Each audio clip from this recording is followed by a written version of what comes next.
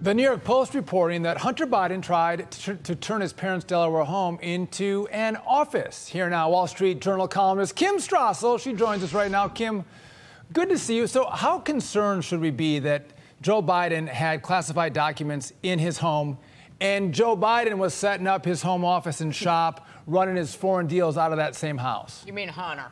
Hunter. What did I say, Joe? Yeah. Hunter. It's easy to mix them up because it's the Biden family business. That's right, Hunter was in there. Sean Kagan, congratulations on your new show. It's so exciting to be here. I'm really honored.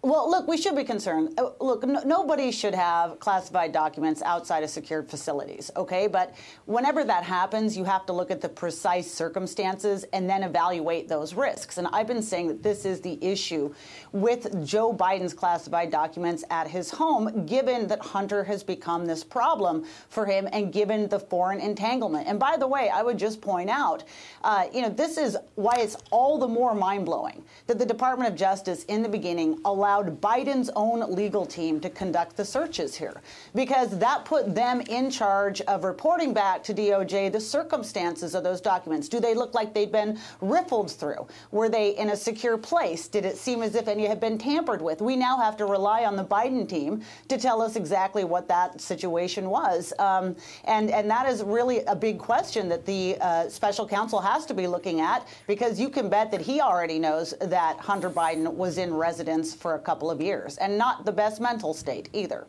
Right. And there's bipartisan outrage from Mark Warner and Marco Rubio, senators on the Senate Intelligence Committee, demanding damage assessment as well as details about the substance of the documents, and being stonewalled by the Director of National Intelligence. The Justice Department over the weekend told the Senate Intelligence Committee it's, quote, actively working to brief lawmakers about the potential risks to national security after those documents were discovered.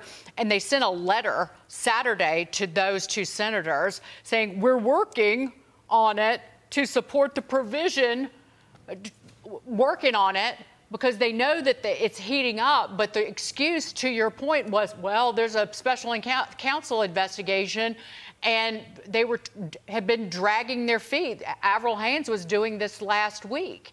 And this is an issue because Hunter Biden, he was this was at a time when he was an active drug addict. He was using sex workers and prostitutes, and he was also in the home and at times listed the Wilmington home as his address and even claimed he owned it on a July 2018 background check form, while there were classified documents in that residence. Yeah, absolutely. Because in addition to the question of where these documents were and in what state they were, how were they found, obviously, it matters a great deal what's in them, right? I mean, are these some old assessments of the national security procedures of an administration in another country long past? Or are they nuclear secrets that are still relevant today? I mean, there's different types of classified information.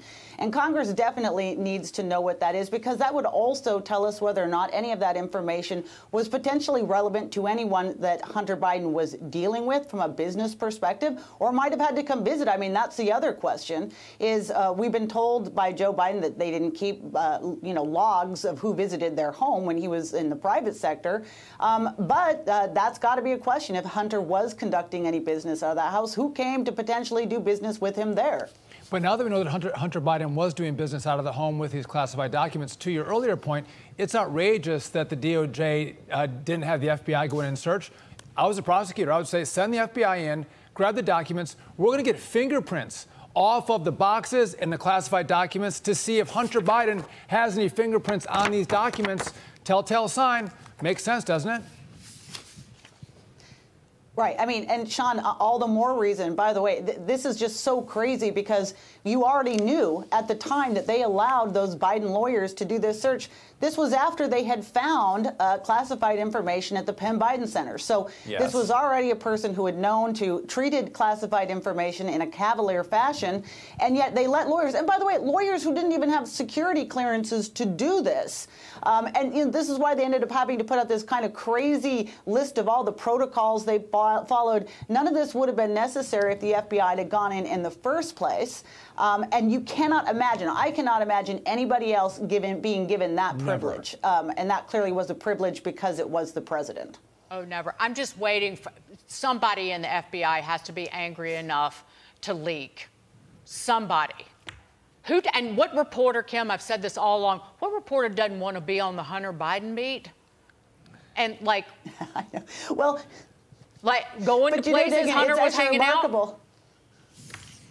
You're talking about double standards here. You know, it was crazy. I think that within days, if not hours, of everything that happened at President Trump's home and with the National Archives, those were leaked instantly. It had to have come from the Department of Justice. But yet somehow everyone in that entire office managed to somehow keep this under wraps, what was going on with Joe Biden for months. So leaks, it seems, are double-edged. Yes, they are.